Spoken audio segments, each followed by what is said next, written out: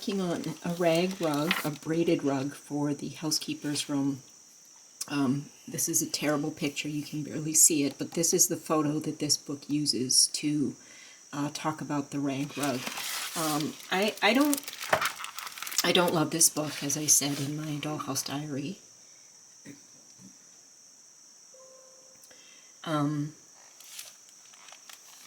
It's called Doll's House Soft Furnishings in 1/12 Scale by Nick and Esther Forder.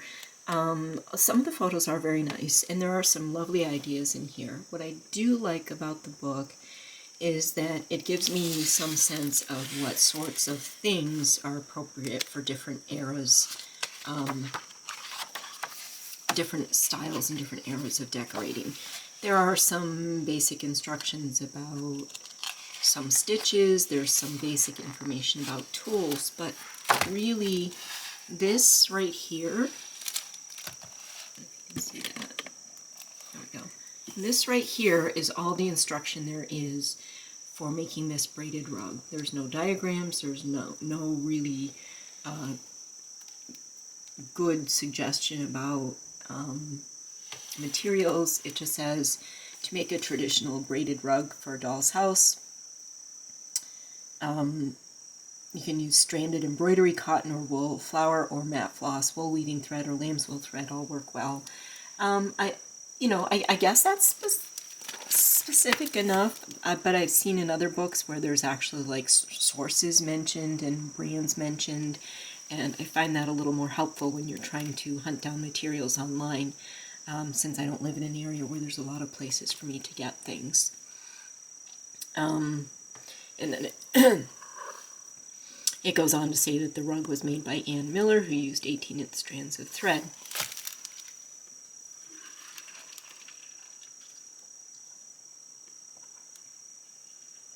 Talks about varying the colors.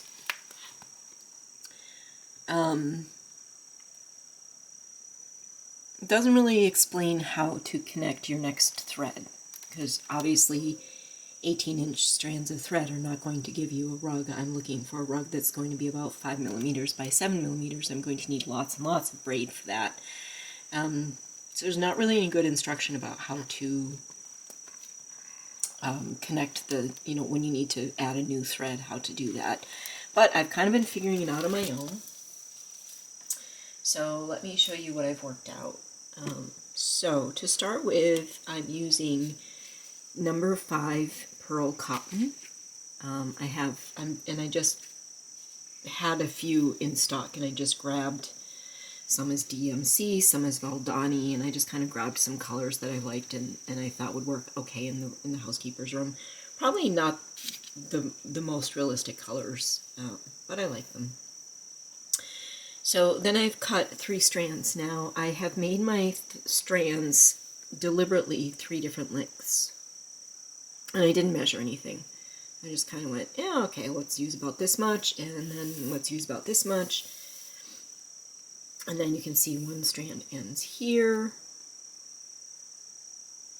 One's down there. Oh, here's the other one. So here, here, and here are the ends. And what I did next was I took a piece of masking tape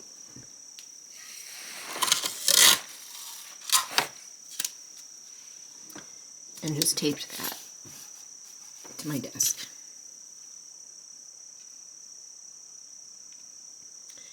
And then I start braiding. Now, the camera tripod is right in my way, so this is a little awkward, but kind of do a few twists, and then as you go along, you need to continually untwist the bottom of your threads.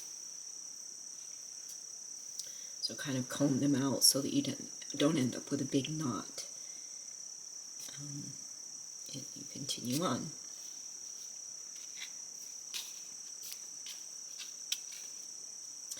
So I very quickly discovered that doing these braids takes a really long time. So this is a good thing to do in front of the television, watching a movie.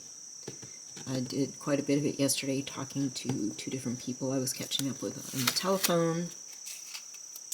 Okay, so I'm going to set those strands aside because I'm actually going to use them in the pieces of the rug that I'm already working on. So here's all the braid that I've got so far, a whole bunch. So I'm trying a couple of different things for attaching new threads. Actually move this up here. So this is a piece of tape that I put just where I left off, just above the end of the braid. Okay, so I have a thread here that is about to run out, and what I did was I cut my next thread and I lined them up next to each other so that there was some overlap. Zoom in on that a little more if I can. There we go. I'll pick this up. So the two threads are running beside each other, and if you can see there, I took a piece of regular sewing thread and tied a very strong knot right in the middle of where these two pieces overlap. Okay. So then, as I'm braiding them,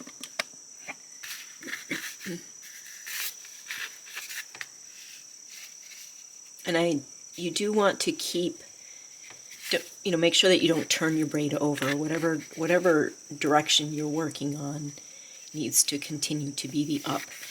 That piece of tape is just getting a little loose, so get a fresh piece. I want to make sure that my braid is up. Okay.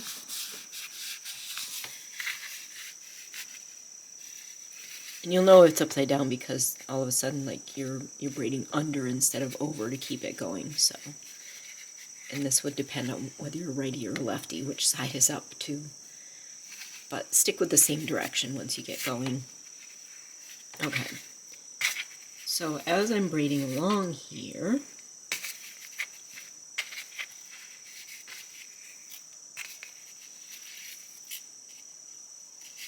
oops. Okay, threads are getting tangled. There we go. Gotta keep combing out those threads. Oh, look at that. I got a knot in my thread. Phew. Okay. That knot came out much better, much easier than I expected. Okay, so let's see. Where's my up? There we go. Keeping my thread flat. My braid flat, I mean. There we go.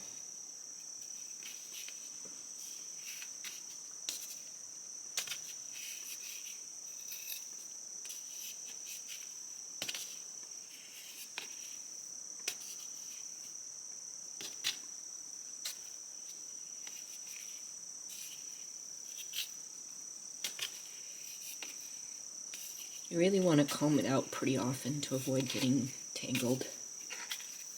So I probably do every 3 to 5 twists. Okay, so I'm approaching where my thread joins with a new thread.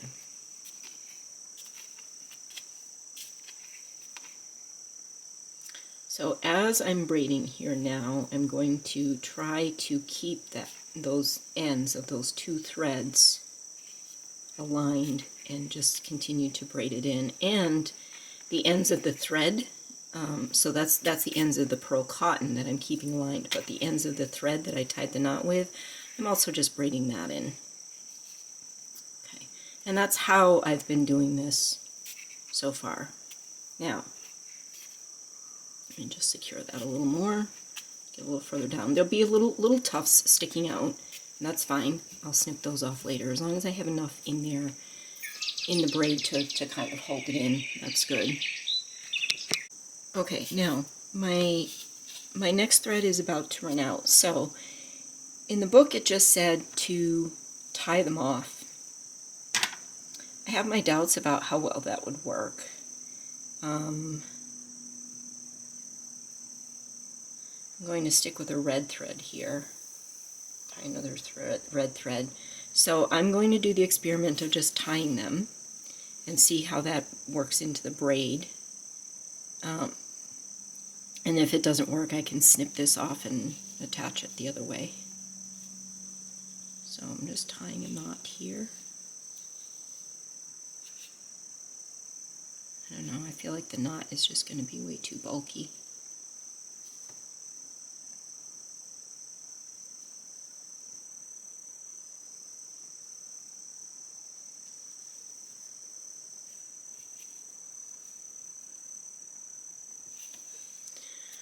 Okay, let's continue with our braid.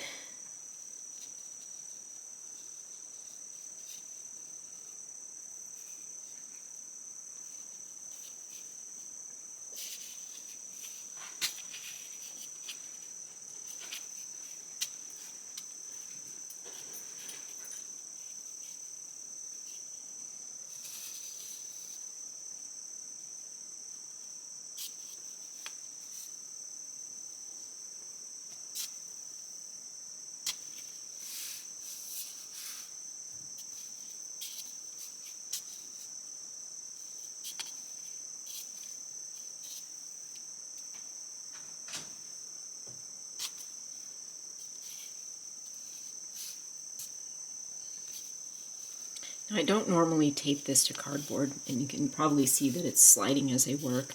I really just tape it to my desk. I've only, oops, got something scrambled up there. I've only taped it to the cardboard just to have a surface that's less visually distracting while I'm showing you this demo. Alright, I have to unbraid a little bit here because it looks like I went twice in one direction or something, or twisted my braid over.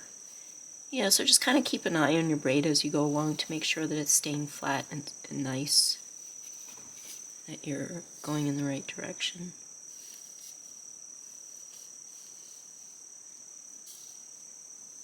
My tension got a little off on that, but I don't think I need to worry about that too much, not at this level.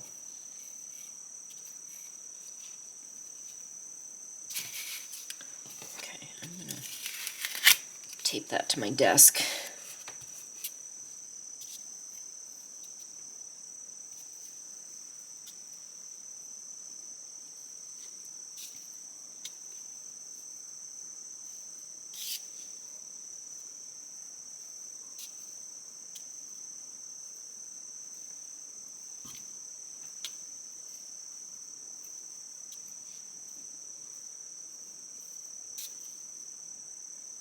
Okay, so I'm coming to the point where my threads meet. So I want to try to keep that tail in the braid. Just work slowly. Keep it eased in there as you go. Tug on it a little bit.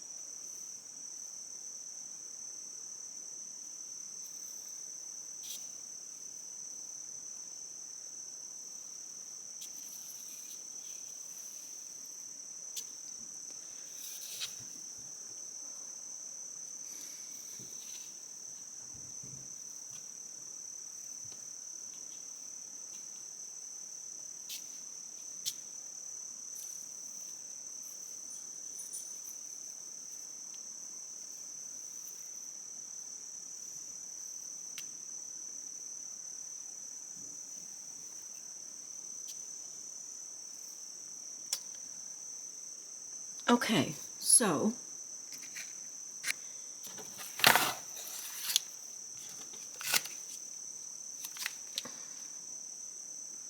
there's the braid with the knot, just knotting the two threads together, and honestly I'd say it probably looks fine.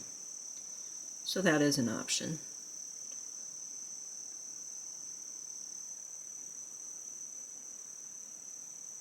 I think it works fine. I really thought that if I knotted the two threads to each other that I would end up with a very bulky lump in the braid, But it really doesn't seem too bad. So, yeah, so that's that. So I will be continuing with the braid. I have no idea how much of this braid I need. I went online to figure out how do I start the braid, so I know that as I start looping it around, let's see, I can show you an example, that let's say this is the start of my rug here, that if I found a formula that says if I want my rug to be a certain length and width, what you do is you you subtract the width from the length. So I'm looking for, I think I said, let's say I said 7 by 5 centimeters. I'm not sure if that's what I said. But if that's the case, then what I would do is I would subtract the width, 5, from the length, 7. That gives me 2 centimeters. So my starting length needs to be that 2 centimeters plus about 1/3 to 1/2 of that. So I'm going to go with 3 centimeters for my starting piece, and then, so if let's say I've cut this off and here's where I start, then I want to make my first bend at that 3 centimeter mark. So I'll show you that more clearly when I actually get to that point. I'm actually going to do just a little bit more braiding, and then I'm going to move on to my next step, which is starting to loop it around and sew it together so that I can see how that works, fiddle around with it, but also figure out how much more braid I actually need to make. Alright, so I'm going to start putting this braid into an oval shape and see if I can figure out what my next step is. So what I have here on my desk is a piece of tape, sticky side up, held down with a couple of pieces of tape. I know that I want my rug to be, honestly I don't remember if it was 5 by 7 or 7 by 9, but either way, the difference between the two measurements is 2 centimeters, and then I'm going to add half of that. So I'm going to start with a 3 centimeter strip. So I'm starting with this end here. It's my beginning piece. Now, I'm going to tie, well, I don't think I am going to tie that off.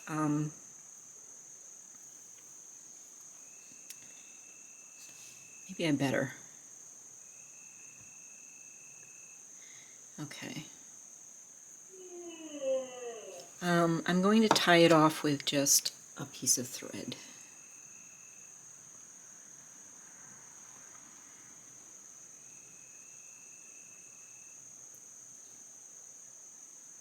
I just happen to have a scrap of thread lying handy, so there we go. Alright, that will just hold it, keep it from coming unbraided. I think what I will probably end up doing is putting just a little dot of glue on these ends.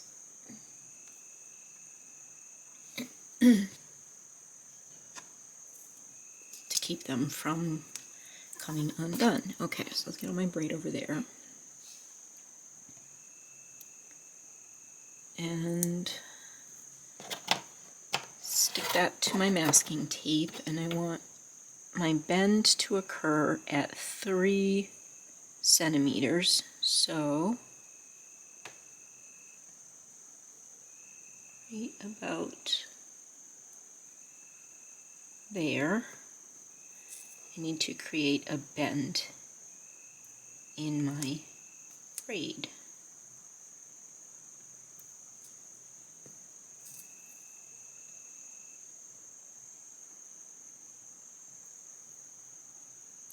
I have a feeling this is one of those things that's like really fussy to get started, but as you get going it will probably get a little bit easier. Now my braid wants to turn over, but I'm not going to let it do that. Okay, so there we go. Now what I need to do is figure out how to stitch this. So this is where this light comes in handy. This is a ring light with a magnifying glass on it. Just picked this up on Amazon. So I'm not going to... Okay, I swear these batteries go from like 70% to 0 in the space of about 3 seconds, because 5 minutes ago I had plenty of battery left. Alright, so what I'm doing to sew this is I'm using, you can see a little bit of it here, I'm using a ring light with a magnifying glass right here. I have this positioned so that it's not in front of the camera, although I can still see into it, because I think it'll be too distorted if I try to film through it. What I'm using is just a kind of a light tan thread, which is fairly neutral and disappears. It's the same thread I've been using to tie the ends together, and it just kind of disappears fairly well into the threads that I'm using. Now, I'm going to try to show you how I'm stitching these braids together. I recorded some footage of this on the original rug. I recorded some footage of my first stitching efforts, but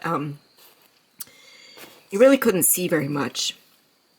I'm still struggling to find a good setup for my camera where you can see what's going on and my hand isn't in your way, and I can see what's going on, so I can actually do the work. But I will tell you that the first time I tried stitching this together, what I did was I took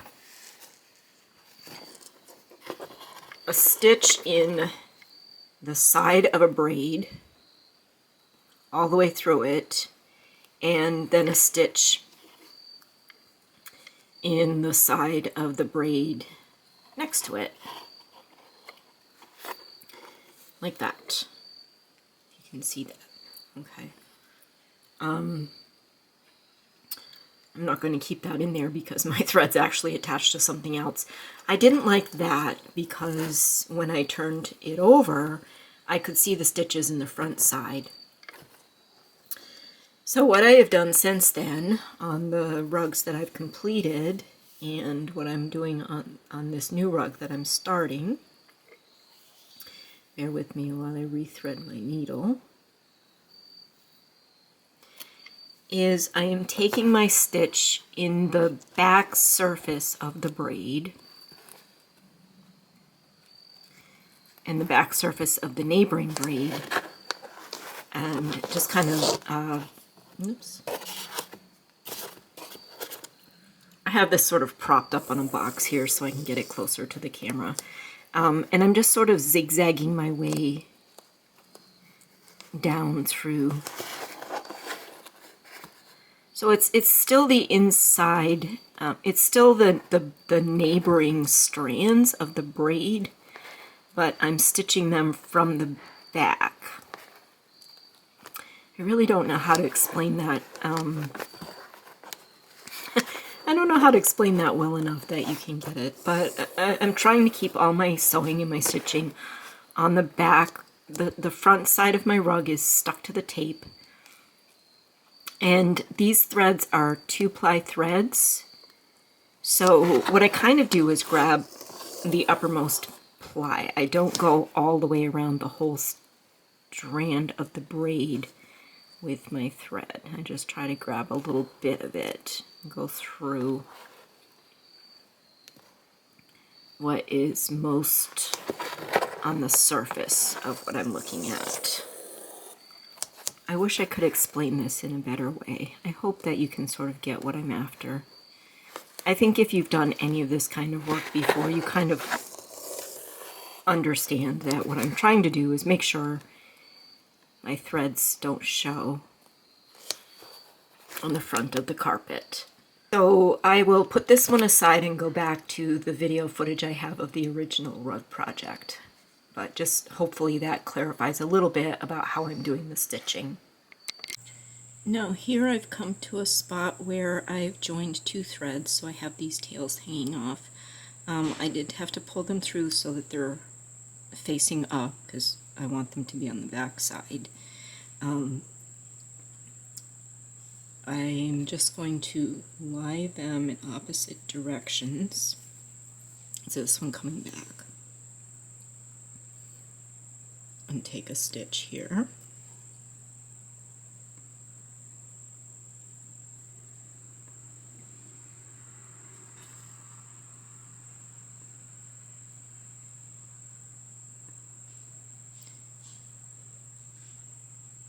Very difficult to do this without getting in the way of the camera.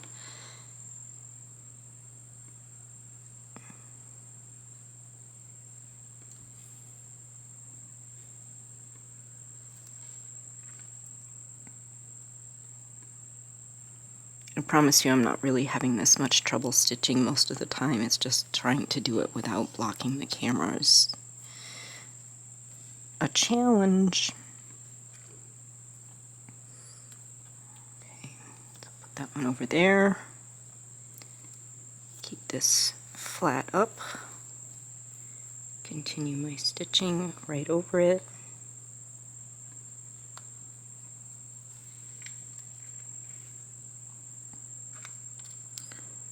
Alright. I'm going to keep that one out of my way now. I think that will be the best bet.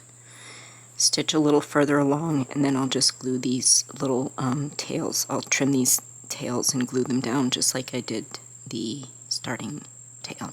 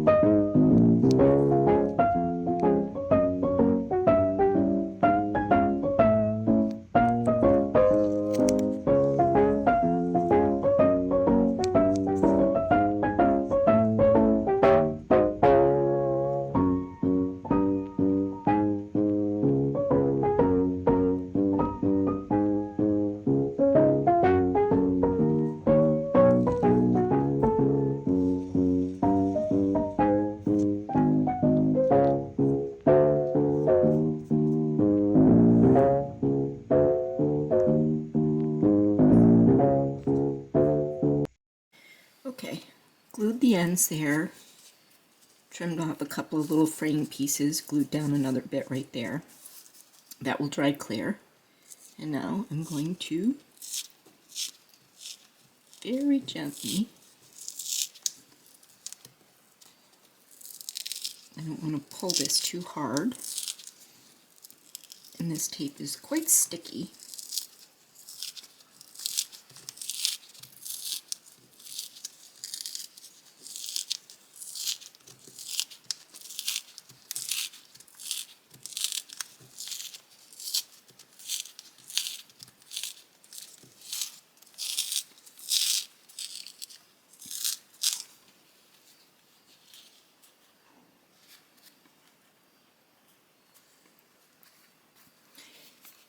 Okay, so it's a little bit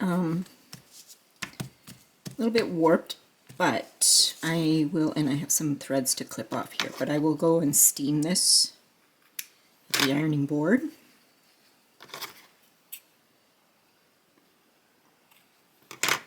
I'm surprised that it didn't come out a little flatter since I had it taped down very flat.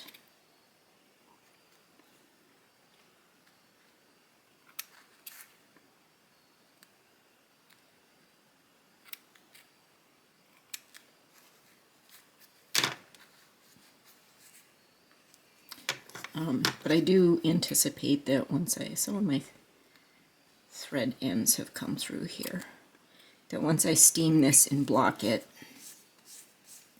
pin it into shape to dry and cool, that I think it will be quite nice.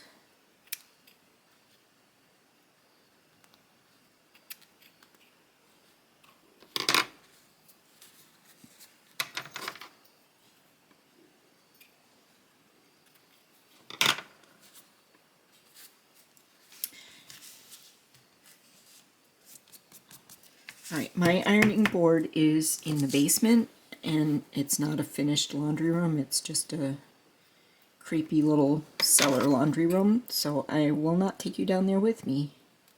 I wish I had a lovely laundry room. Maybe someday.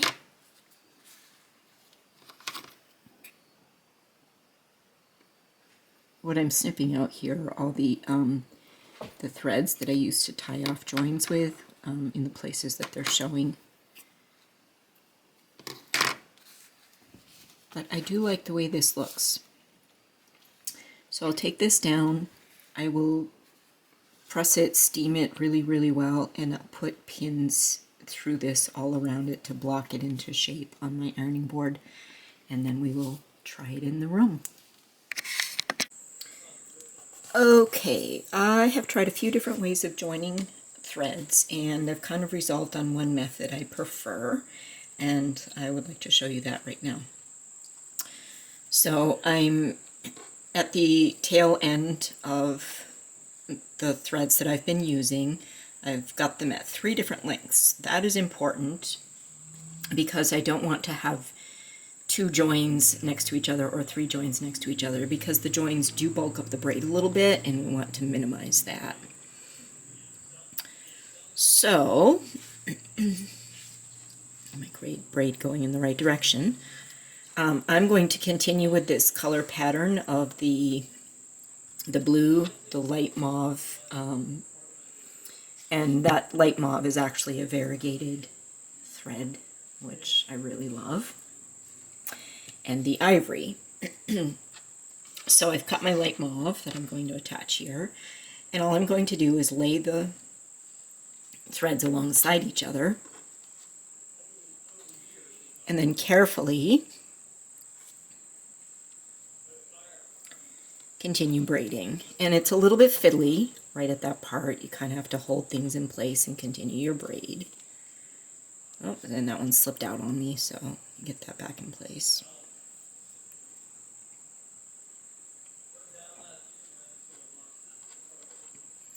You might be able to hear my husband practicing a speech in the other room. He has to give a speech this afternoon. Okay. All right. I don't usually have this much trouble with this. Just because I'm filming it, it's being really like fussy and uncooperative. Let me try this again. Okay.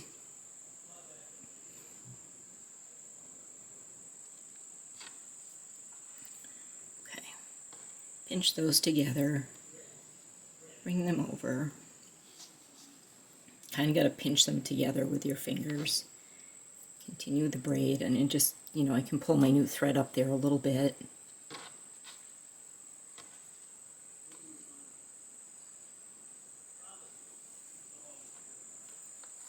So I do have to slow down here and kind of pay attention to what I'm doing and make sure that those 2 threads are running together. I don't know if you can even see this. My hand is probably in the way.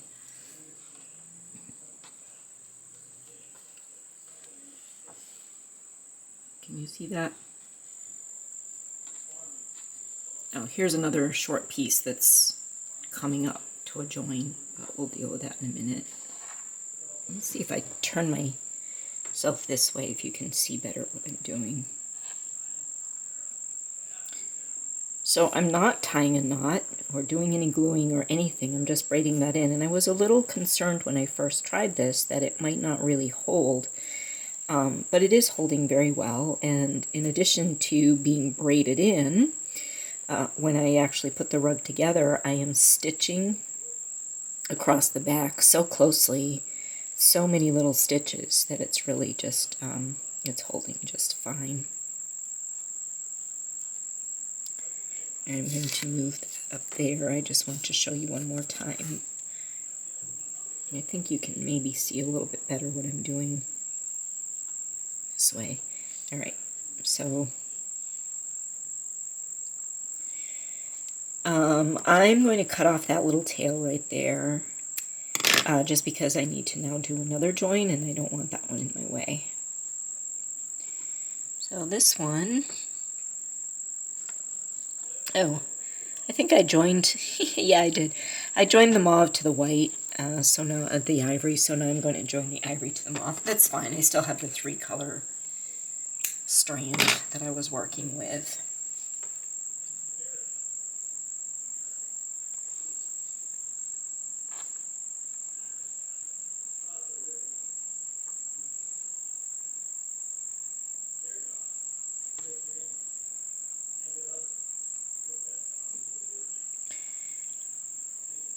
It's a little easier to keep track of this when I'm doing 3 different colors like this. I did some of these joins when I was doing just the solid blue, so all 3 of my strands were blue, and I was kind of losing track a little bit of where my 2 partner pieces were in the braid. But as long as it gets braided in, even if it switches which strand it's being connected to, I don't think that's really a problem. It just needs to be well braided in.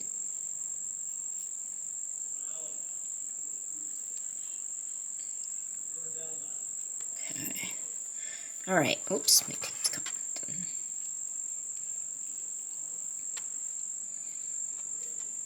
So when I'm doing these braids, after about every, I don't know, like 5 crosses, I kind of pull through my threads and untangle them. Otherwise, you end up with a big knot down at the bottom. Okay. Now, the other thing I wanted to show you is, I'm going to leave that there. When you get to the end, if you end up with some threads that are like, let's say these are your ends right here, and these 2 ends are very close together, before I get too close to that, what I would do is cut this shorter one even a little bit shorter so that I have a more staggered set of lengths. So you want enough room in between them that you can do those joints without having 2 joins right next to each other. Okay. Now when I when I have it mostly braided in, I have a little tuft right there. That's fine. I'll just leave that. And then that will get cleaned up when I actually sew the pieces of the rug together.